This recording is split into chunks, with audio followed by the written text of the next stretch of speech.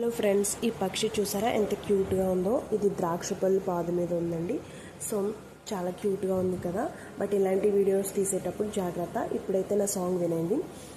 పలికే గోరింకా చూడవి నా వంక, ఇక వెనుకో నా మది కోరిక.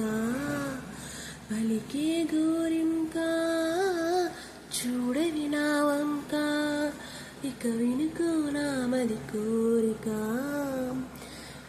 నీడే రావాలి నా దీపావళి పండగ, నీడే రావాలి నా దీపావళి పండగ. రేపటి స్వప్నాన్ని నేనెట్టా నమ్మేది, నీ నాటితే రోజా నేడే పోయిలే. పలికే గోరింకా చూడవి నా వంక,